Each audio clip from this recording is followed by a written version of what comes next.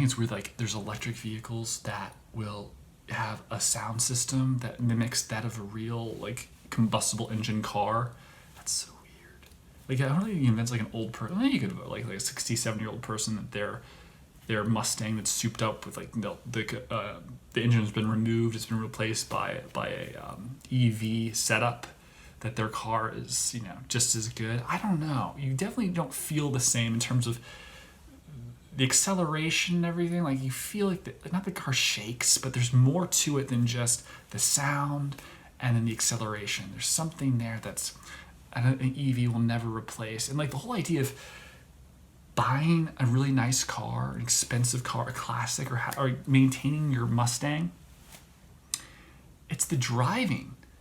People make billions of dollars, Mercedes and BMW, off the ultimate driving machine idea. I know that's BMW, but like the whole idea of just like luxury driving.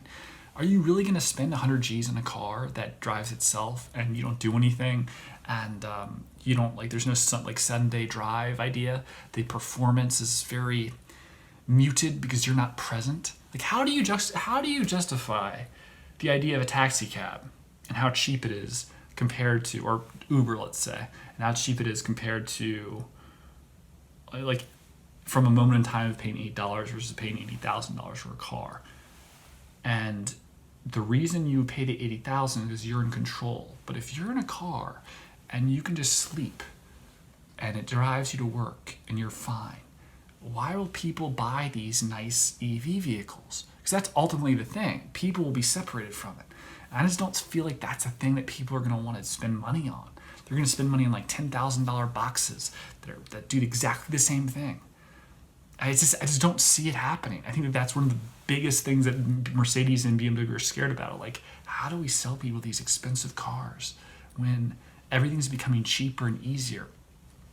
And the separation between the driving experience and the like means of going from point A to point B are like starting to become, I don't know, like difficult to assess. Like driving yourself, it might even become illegal.